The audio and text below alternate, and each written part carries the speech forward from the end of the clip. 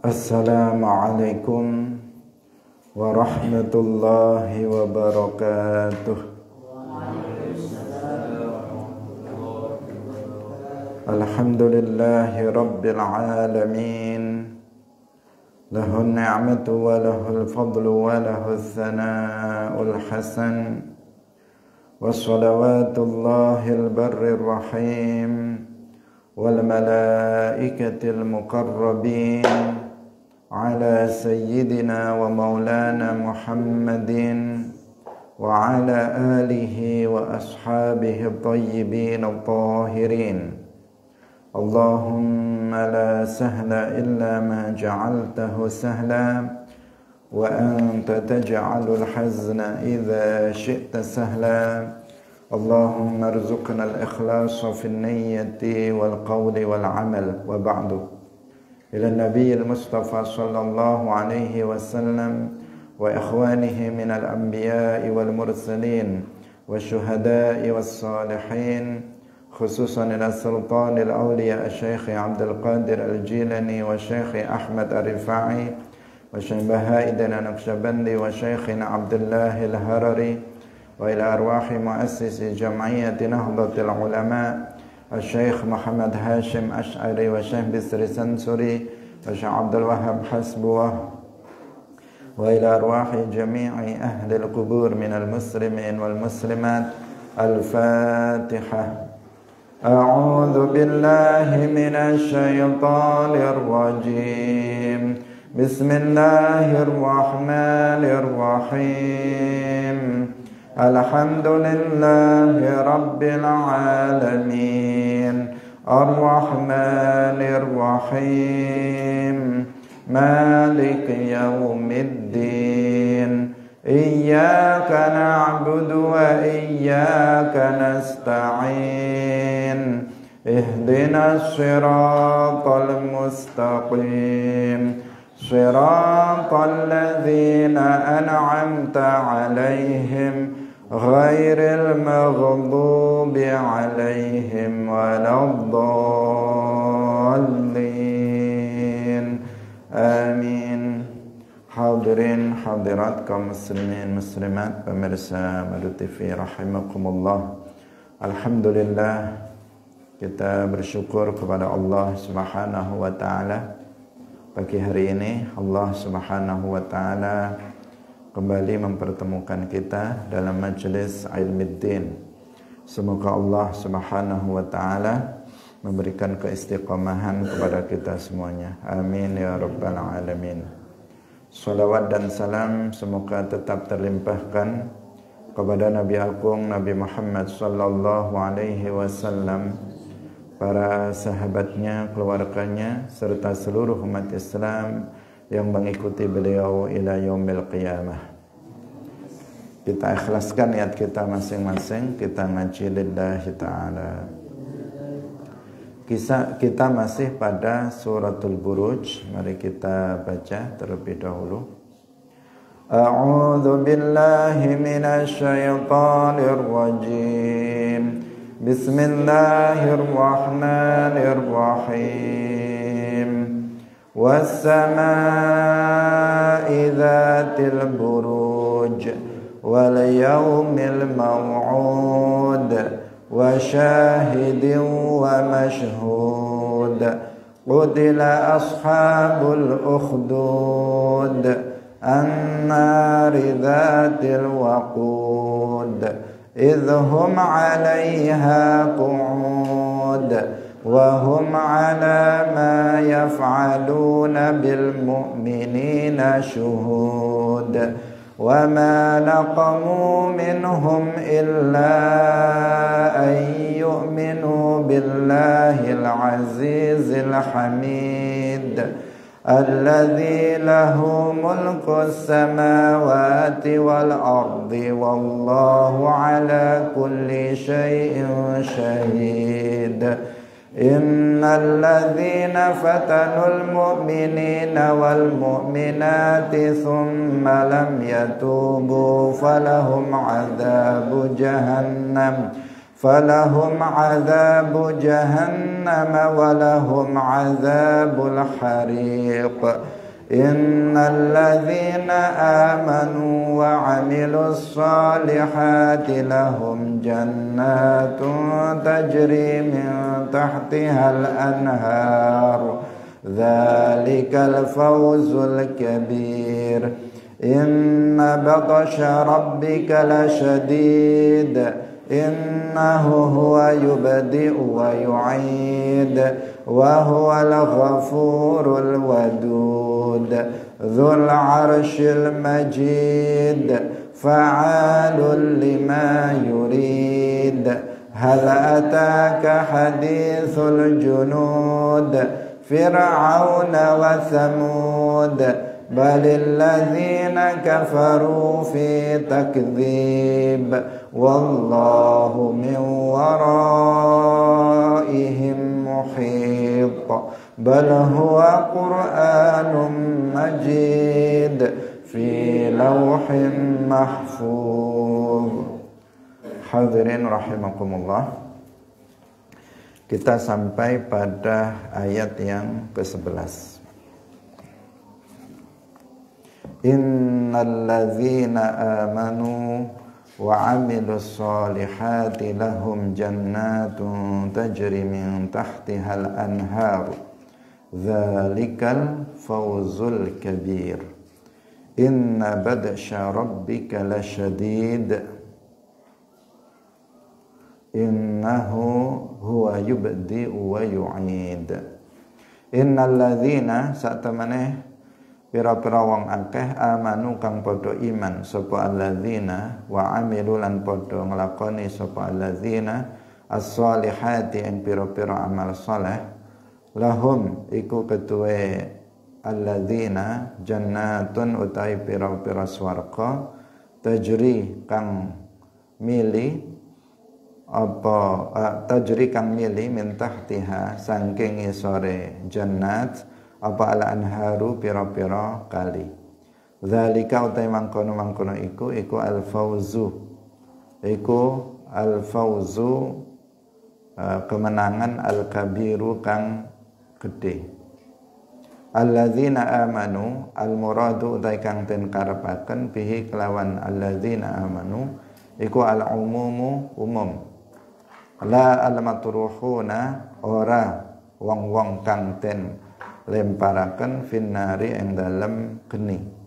Lahum iku ketuwe alladzina amanu al-fawzu utawi kemenangan al-kabiru kang gede. Li'annahum karana satemene alladzina iku fazu was menangaken sapa alladzina amanu bil jannati kelawan swarga. Wa qala lan wasdawuh sapa ba'dul mufassirin sebagiane pira-pira ahli tafsir fazawus menang sapa allazi sapa wong min azabil kuffari wong kang iman min azabil kuffari saking azabe pira-pira wong kafir wa azabil akhirati lan azabe akhirat. Inna batsha rabbika lasyadid. Inna batsha rabbika satemene azabe pangeran sira Allah iku lasyadid yakti banget. Qala Ibnu Abbasin qala wasdawu sapa Ibnu Abbas radhiyallahu anhuma inna akhdahu satamane ngalape Allah bil azabi kelawan azab idza akhadha tatkalane nyiksa sapa Allah az-zalamata ing pira-pira wong kang zalim wal jababiratalan lan penguasa kang zalim la syadid iku la syadid yakti banget azabe.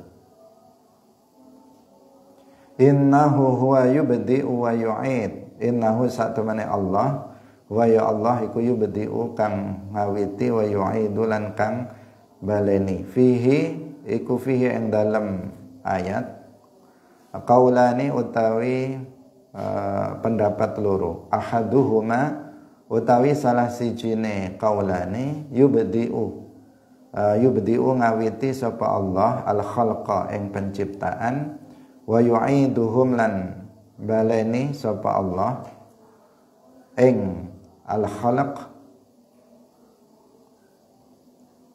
Baleni maksudnya membangkitkannya kembali. Qalahu ngucap ing qaul sapa al-jumhuru mayoritas ulama. Wasani lan utai kang kaping pindho yubdi'u ngawiti sapa Allah al-adzaba ing azab fid dunya ing dalam dunya alal kuffari ing atase pira-pira wong kafir. Tsumma yu'iduhu nuli baleni sapa Allah ing nuli baleni azab ing azab sapa Allah alaihim ing atase al-kuffar fil akhirati ing dalam akhirat. Benar ya? Kalau ada isti'anatun bi ghairihi wasani isti'anatun bi ghairihi itu dicoret. Hadirin rahimakumullah. Innal ladzina amanu wa 'amilus solihati lahum jannatun tajri min tahtihal anhar. Dzalikal fawzul kabir. Sesungguhnya orang-orang yang beriman dan beramal soleh, maka bagi mereka akan mendapatkan surga yang mengalir di bawahnya sungai-sungai. Dzalikal fawzul kabir, dan itu merupakan kemenangan yang agung. Di sini dijelaskan bahwa yang dimaksud dengan alladzina amanu, orang-orang yang beriman, adalah orang-orang yang beriman secara umum, bukan secara khusus. Secara khusus yang disebutkan dalam konteks ayat sebelumnya. Ayat sebelumnya kan kita membahas tentang ashabul ukhdud, yaitu orang-orang kafir yang merupakan ashabul ukhdud. Orang-orang kafir yang mereka melemparkan orang-orang yang beriman kepada Allah Subhanahu wa taala karena mempertahankan keimanannya ke dalam lubang api. Itu yang kita bahas sebelum ini. Jadi mereka yang beriman di sini kan mengandung ada dua kemungkinan. Innal ladzina amanu, yang dimaksud orang beriman secara umum, atau yang dimaksud orang-orang yang beriman yang ketika itu mereka dilemparkan ke dalam api karena mempertahankan keimanan mereka. Dijelaskan di sini yang dimaksud umum. Umum itu berarti ya mereka juga, ya selain mereka juga. Orang-orang beriman secara umum yang beramal soleh, yang melakukan amal soleh, menjalankan kewajiban dan meninggalkan yang haram, siapapun, apakah mereka yang di saat itu dilemparkan oleh ashabul ukhdud ke dalam api, atau kita orang-orang beriman secara umum, maka di akhirat nanti akan mendapatkan surga. Yang digambarkan bahwa surga itu sungai-sungai mengalir di bawahnya. Artinya di lantai-lantai surga airnya atau sungai itu mengalir, seperti yang sudah kita jelaskan. Tidak seperti sungai yang ada di bumi atau di dunia ini. Sungai, seseorang untuk ke sungai, seseorang harus bersusah payah. Sungai sekarang ini sudah tidak seperti dulu. Kalau orang dulu sungai airnya bisa diminum, sekarang sudah nggak bisa diminum lagi. Kemudian sungai itu, untuk ke sungai seseorang harus bersusah payah. Sementara di dalam surga tidak ada sesuatu yang sulit, tidak ada susah payah untuk meraihnya. Sehingga kita telah jelaskan bahwa di dalam surga sungainya mengalir di lantai-lantai surga yang terdiri dari 4 macam sungai. yang sudah kita jelaskan. Ada sungai yang terbuat dari air tawar yang lezat. Kemudian ada sungai yang terbuat dari susu yang tidak berubah rasanya. Ada sungai yang terbuat dari madu murni yang lezat. Kemudian ada sungai yang dibuat dari yang airnya dari khamr yang lezat yang tidak memabukkan. Itu sudah kita uraikan dalam pertemuan sebelumnya. Tetapi yang perlu digarisbawahi di sini, seperti halnya yang sebelum-sebelumnya, untuk meraih surga di akhirat itu syaratnya adalah iman dan amal. Iman dan beramal soleh. Seseorang yang beriman dan beramal soleh, maka mereka akan mendapatkan surga. Karena seseorang yang tidak beriman, meskipun dia secara zahir beramal soleh, secara zahir itu kalau dalam pandangan kita telah berbuat baik, tapi menurut Allah sebenarnya dia tidak dinilai sebagai telah berbuat baik. Kalau ada seseorang misalnya membantu fakir miskin, ada seseorang menyantuni anak yatim, dalam pandangan kita itu sebuah kebaikan. Kalau ada seseorang misalnya membangun masjid, ada seseorang membangun pondok pesantren, dalam pandangan kita itu adalah sesuatu yang baik, itu amal soleh.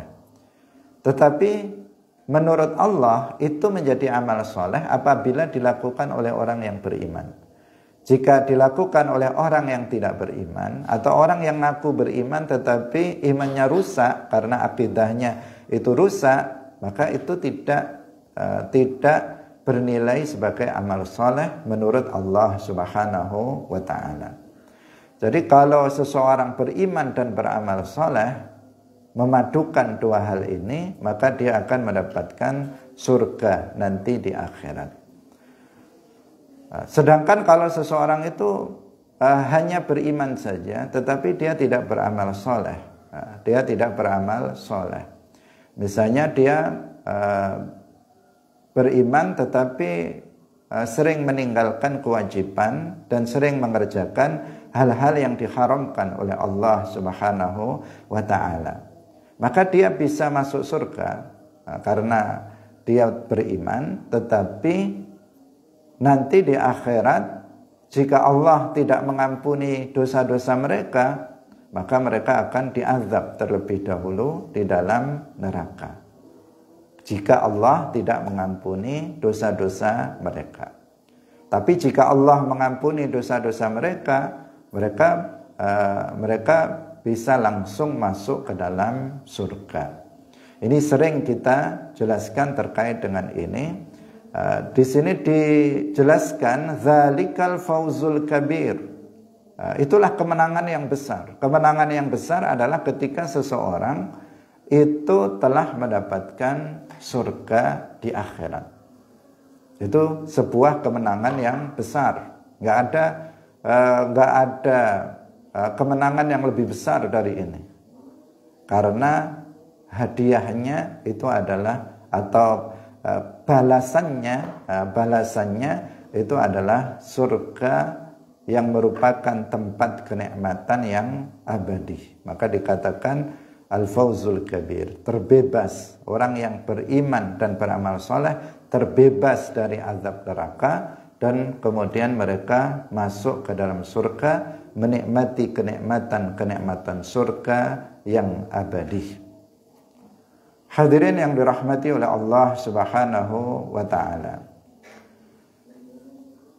ini tentang orang yang beriman. Kemudian inna batasya rabbika lasyadid, sesungguhnya azab Allah itu sangat berat. Ibnu Abbas mengatakan inna akhdahu bil azabi idza akhadha zalamata wal jababirata la syadid. Jadi azab Allah terhadap orang-orang yang zalim, orang-orang yang kafir, orang-orang yang bermaksiat kepada Allah itu berat. Azab Allah terhadap mereka itu sangat berat. Bukan sesuatu yang ringan. Sebagaimana nikmat yang Allah berikan kepada orang-orang yang beriman itu sangat besar, sangat agung.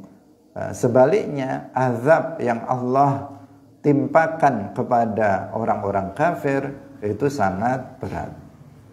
Jadi Allah Subhanahu wa taala itu syadidul azab, zat yang berat dalam mengazab orang-orang yang kafir. Selain Allah Subhanahu wa taala itu Ar-Rahman, Allah itu Ar-Rahim, Allah itu Al-Wadud. Tetapi di sisi lain Allah Subhanahu wa taala itu adalah syadidul azab, zat yang juga azabnya sangat berat, yaitu kepada orang-orang yang kafir. Di sini penting untuk kita fahami, karena sebagian orang membenturkan di antara hal ini. Sebagian mengatakan bahwa Allah itu Ar-Rahman, Allah itu Ar-Rahim. Karena itu Allah enggak mengazab orang, Allah enggak menyiksa orang. Ada yang mengatakan seperti itu, dengan dalih bahwa Allah salah satu namanya Ar-Rahman, Ar-Rahim, Al-Wadud, Al-Karim, Al-Ghafur, Al-Ghaffar. Sehingga kemudian mereka mengatakan Allah enggak mengazab manusia nanti di akhirat. Sampai orang kafir pun mereka bilang tidak diazab nanti di akhirat, karena Allah itu maha penyayang, Allah maha pengasih terhadap makhluknya. Hadirin rahimakumullah, agar kita tidak membenturkan hal seperti ini, kita harus paham tentang makna dari nama-nama Allah Subhanahu wa taala tersebut. Kalau nggak paham, ya akhirnya kalau dipahami secara harfiah, dipahami secara makna saja, maka akan terlihat di situ ada benturan-benturan, akan terlihat ada benturan makna. Tetapi kalau kita pahami dari sisi maknanya, tidak terjemahannya secara harfiah, kita akan tahu bahwa Ar-Rahman itu artinya zat yang banyak memberikan rahmah kepada orang kafir dan mukmin di dunia. Orang kafir dan mukmin di dunia. Sedangkan rahmat Allah nanti di akhirat hanya untuk orang mukmin. Nah, di situ kan sudah nggak benturan dengan syadidul azab, bahwa Allah itu tidak merahmati orang kafir, Allah akan mengazab orang kafir, Allah akan membakar orang kafir di dalam neraka. Tidak bertentangan dengan hal itu. Ar-Rahim artinya zat yang banyak memberikan rahmah kepada orang-orang mukmin, bukan kepada orang kafir. Jangan diartikan pengasih penyayang begitu saja kemudian menyimpulkan sesuatu yang bertentangan dengan dengan kebenaran, dengan syarak, sehingga membenturkan dengan nama Allah yang lainnya. Makna dari al-asma al-husna yang lainnya, yang itu secara harfiah seperti bertentangan. Tetapi nggak ada yang bertentangan. Dalam hal ini tidak ada yang kontradiksi. Karena itu sering kita sampaikan bahwa dalam memahami ayat-ayat Al-Quran, dalam memahami hadis-hadis Nabi, itu harus mengikuti pemahaman dari para ulama yang telah dijelaskan kepada kita. Tidak cukup hanya berpedoman kepada terjemahan Al-Quran atau terjemahan hadis. Termasuk di dalam memahami al-asma'ul husna, nama-nama Allah Subhanahu wa ta'ala al-husna yang menunjukkan kesempurnaan bagi Allah. Jangan hanya sekedar dibaca terjemahannya kemudian disimpulkan. Karena banyak yang seperti itu. Bahkan di TV, di mana-mana, di media, banyak orang membahas al-asma'ul husna hanya berpegang kepada makna letter luck, makna harfiah dari kata itu. Ar-Rahman misalnya, Allah Maha Pengasih, udah dibahas pengasih itu aja. Apa maknanya Allah Maha Penyayang, Allah Maha Pengasih? Harus dijelaskan maknanya sebagaimana yang telah dijelaskan oleh para ulama. Tidak kemudian diuraikan sendiri hanya berdasarkan makna tarjamah harfiyah. Ini penting. Nah, jadi di sini dijelaskan Allah Subhanahu wa taala azabnya kepada orang kafir itu sangat berat. Bagaimana tidak berat? Kita bayangkan di dalam neraka itu dijelaskan di dalam Al-Quran itu begitu sangat berat. Apinya saja panasnya berlipat-lipat dibandingkan dengan panasnya api di dunia. Kalau kita misalnya mengatakan di dunia ini ada orang, misalnya ada raja yang zalim, kemudian menyiksa rakyatnya dengan dimasukkan ke dalam api. Itu berat apa enggak itu? Sangat berat. Tetapi Allah azabnya lebih berat terhadap orang-orang kafir. Karena api neraka itu warnanya hitam. Warnanya hitam. Api ketika panasnya masih standar itu seperti yang kita lihat di dunia. Kuning, kemerahan. Setelah mencapai derajat tertentu dari sisi panasnya sangat tinggi berubah menjadi biru. Nanti sangat tinggi lagi panasnya akan berubah menjadi hitam. Neraka apinya berwarna hitam yang sangat-sangat panas sekali. Belum lagi azab-azab yang lainnya ketika mereka kehausan minta minum. Apa yang diberikan kepada mereka?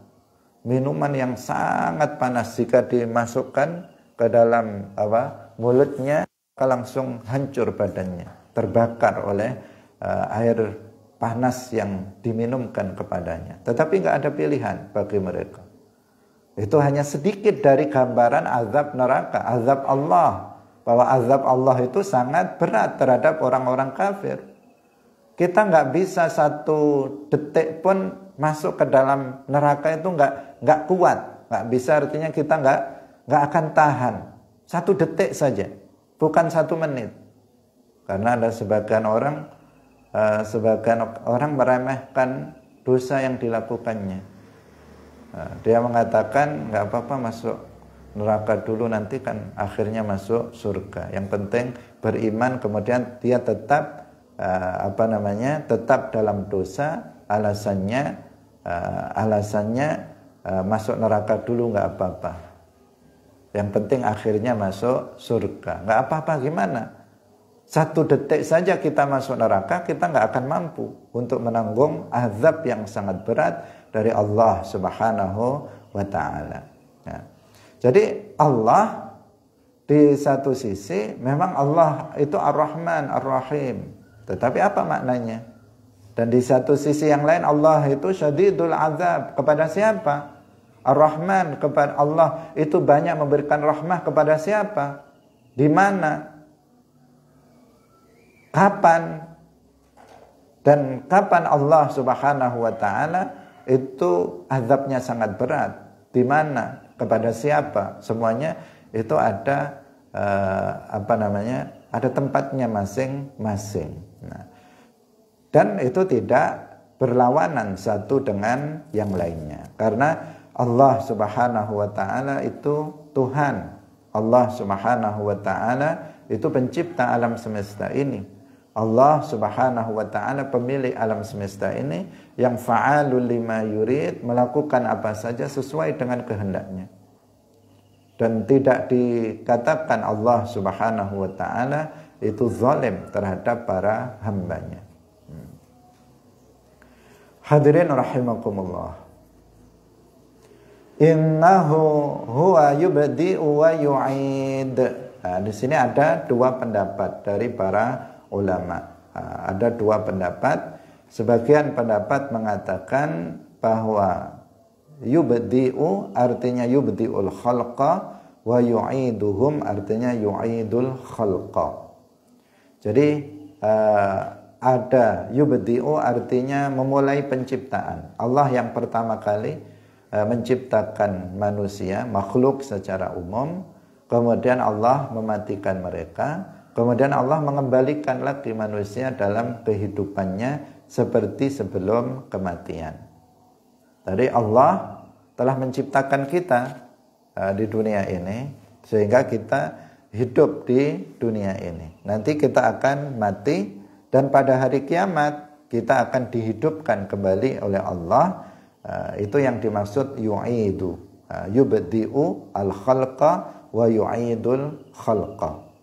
Sebagaimana Allah Maha Kuasa untuk menciptakan makhluk dari tiada menjadi ada, Allah juga kuasa untuk menghidupkan makhluknya dari kematiannya. Karena sebagian orang itu mengingkari adanya al-ba'tsu, mengingkari adanya kebangkitan kembali setelah kematian. Mereka bagaimana mungkin manusia sudah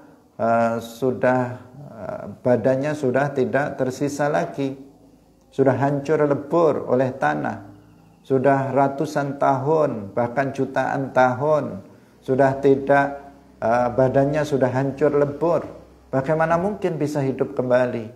Sebagian orang itu tidak percaya tentang adanya hari kebangkitan atau hari hidupnya kembali manusia dan dibangkitkannya dari kuburnya. Maka jawabannya, Allah Subhanahu wa taala Maha Kuasa untuk mengadakan makhluk dari tidak ada menjadi ada. Wong asalnya enggak ada, kemudian Allah mengadakannya saja, Allah kuasa. Bagaimana dengan mengembalikan? Tentu kalau dari pandangan kita tentu lebih mudah kalau dari pandangan kita. Tapi bagi Allah semuanya mudah. Nggak ada yang ini sulit, ini lebih mudah, nggak ada. Kalau dari pandangan kita, makhluk mengadakan sesuatu dari tidak ada menjadi ada, dengan mengadakan sesuatu dari ada, itu lebih sulit mana? Lebih sulit mengadakan sesuatu dari tidak ada menjadi ada. Itu dari pandangan kita. Hanya sekedar untuk kepada kita. Maka jika Allah kuasa untuk menciptakan, mengadakan makhluk dari tiada menjadi ada, tentu dalam pandangan kita Allah lebih kuasa untuk mengadakan makhluk dari yang asalnya itu memang sudah ada menjadi ada kembali. Itu lebih mudah bagi Allah Subhanahu wa ta'ala dalam pandangan kita. Tapi bagi Allah ini mudah, nggak ada sesuatu yang lebih sulit untuk dilakukan oleh Allah Subhanahu wa ta'ala. Allah menciptakan langit yang begitu besar, itu tidak lebih sulit dari menciptakan bumi. Allah menciptakan semut yang kecil tidak lebih sulit bagi Allah daripada menciptakan manusia. Semua bagi Allah itu mudah. Hadirin yang dirahmati oleh Allah Subhanahu wa ta'ala. Itu makna yang pertama. Kemudian makna yang kedua, yubdi'u wa yu'id, itu dikembalikan pada permasalahan azab. Yubdi'u artinya yubdi'ul azaba fid dunya 'alal kuffar, thumma yu'iduhu wa yu'iduhu artinya thumma yu'iduhu 'alaihim fil akhirah. Ini kalau dikembalikan kepada pembahasan dari awal surat ini yang berkaitan dengan Ashabul Ukhdud, bahwa Ashabul Ukhdud mereka diazab di dunia, sudah diberikan azab permulaan di dunia dengan naiknya api yang membakar mereka. Kemudian itu adalah yubdi'u al-azab fid dunya. Kemudian yu'idul azab, Allah mengembalikan azabnya lagi nanti di akhirat dengan azab yang lebih berat daripada azab dunia. Karena azab akhirat itu abadi. Itu. Demikian juga orang-orang kafir yang lainnya dari selain ashabul ukhdud, misalnya kaum Tsamud, kemudian Fir'aun, kemudian kaum Ad dan sebagainya, yang mereka ketika di dunia mereka sudah ditimpakan azab dan nanti di akhirat akan ditimpakan azab lagi dengan azab yang lebih berat. Itu pendapat yang kedua, yubdi'u wa yu'id. Jadi ada dua qaul, ada dua penafsiran dari para ulama. Yang pertama, yubdi'u al-khalqa wa yu'iduhum. Kemudian yang kedua, yubdi'ul azab fid dunya wa yu'iduhu fil akhirah. Yaitu kepada siapa? Orang-orang kafir. Wa huwal ghafurul wadud. Walamma dzukira lan tatkalane den sebut wa huwa lan utai Allah iku al ghafuru zat kang akeh pengampunane, al wadudu zat kang akeh welas asih. Walamma dzukira lan tatkalane wis den sebut walamma dzakara lan tatkalane wis nyebut sapa Allah syiddata batsyihi ing bangete azabe Allah, zakara nyebut sapa Allah kaunahu ing anane Allah iku ghafuran, zat kang akeh pengampunane, satiran kang nutup li dzunubi ibadihi maring pira-pira dosane pira-pira kawulane Allah, wadudan latifan wadudan kang akeh welas asih, latifan kang lembut bihim kelawan ibadihi, muhsinan kang gawe kebagusan ilaihim maring ibadihi. Wa qila lan ten ucapaken al-ghafuru lil muznimin kang akeh pengampunane lil muznibina maring pira-pira wong kang nglakoni dosa, al-mu'minina wa al-mu'minina pira-pira wong kang iman. Al-wadudu kang akeh welas asih, al-mutawaddidu kang paring welas asih ila auliyaihi maring pira-pira waline Allah bil karamati kelawan karomah. Hadirin rahimakumullah.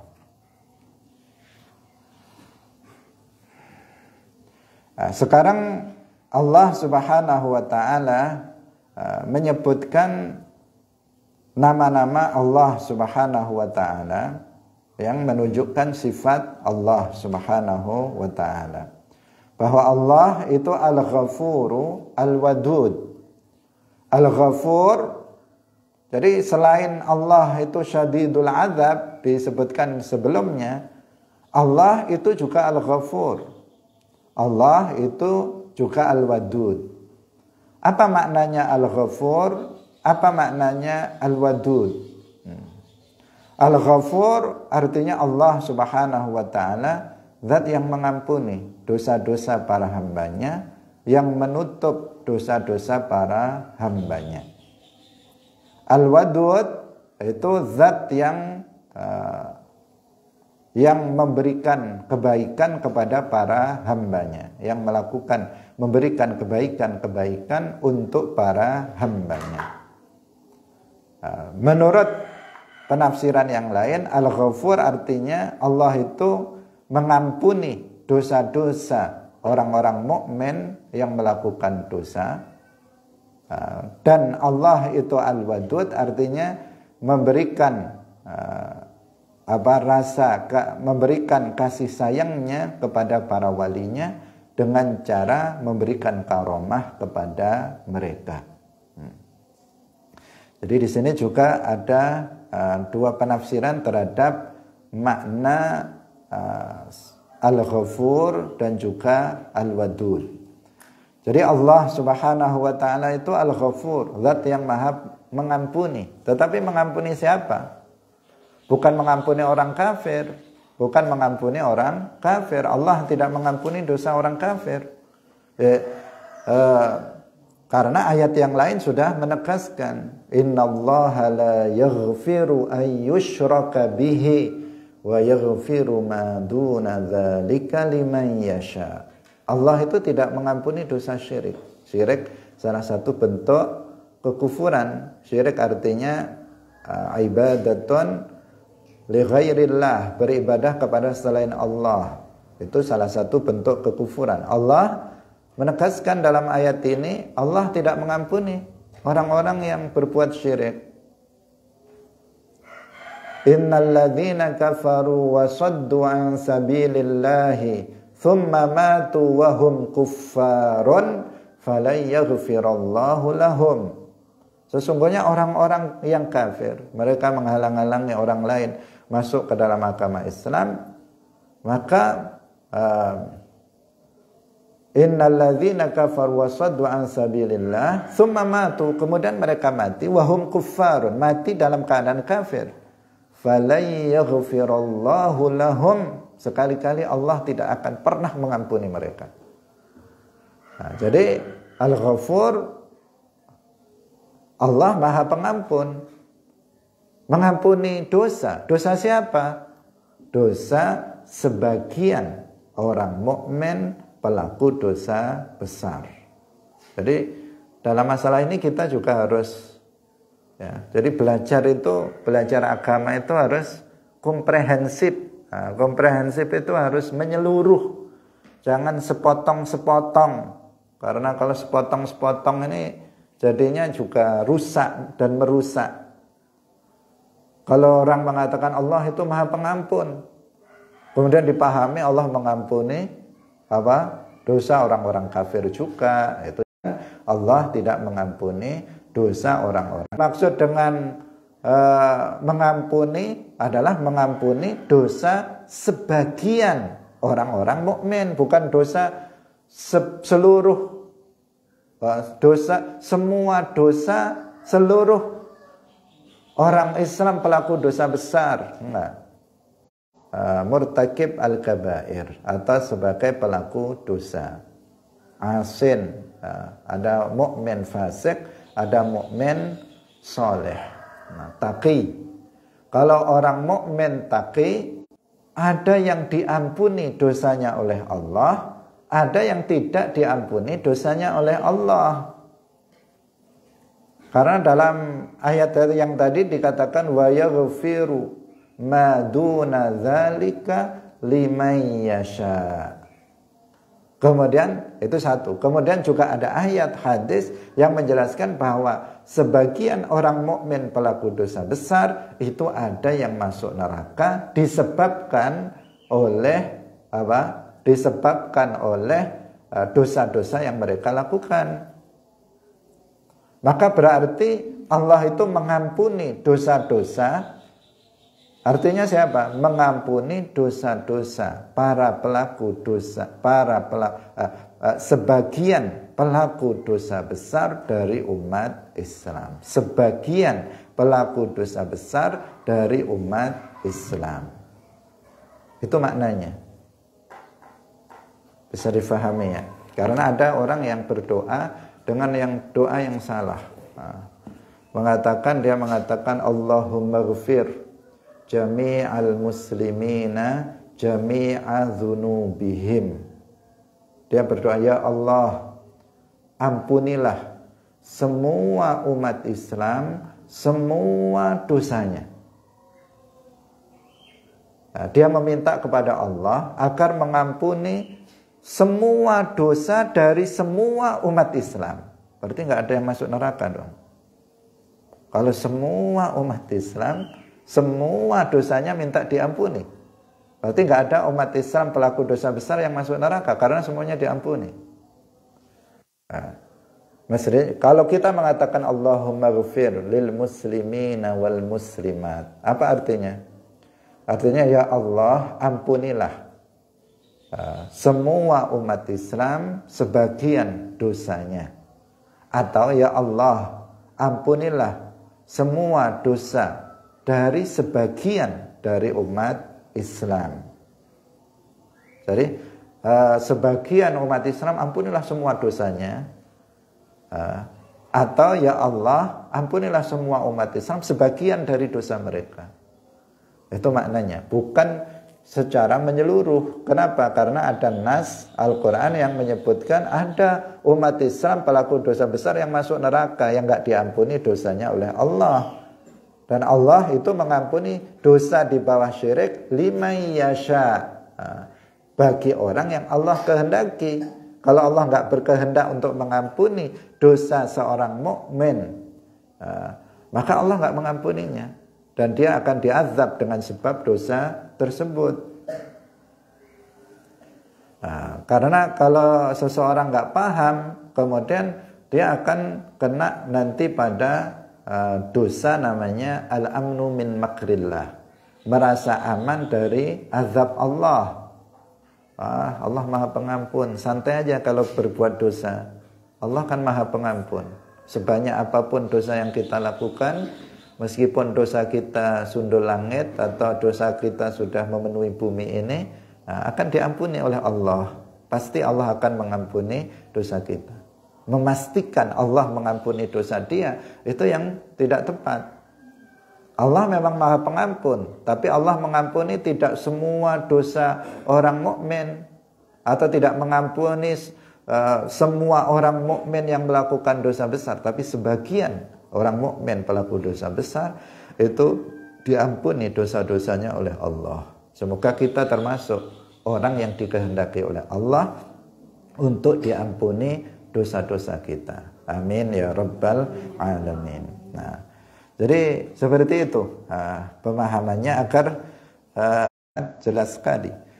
Bahasan surat An-Naba kita sudah diajak untuk berpikir betapa Allah Subhanahu wa taala itu memberikan kebaikan. Al-Wadud itu untuk para wali. Nah, jadi orang mukmin itu ada dua, ada yang muznib, pelaku dosa, ada mukmin yang wali, yang dia bukan pelaku dosa besar. Meskipun wali tidak maksum, terkadang ada di antara mereka yang melakukan maksiat, tetapi mereka bertaubat sebelum wafatnya. Segera mereka bertaubat dari dosa-dosanya sehingga diampuni dosa-dosanya oleh Allah. Mereka diberikan karamah oleh Allah Subhanahu wa taala.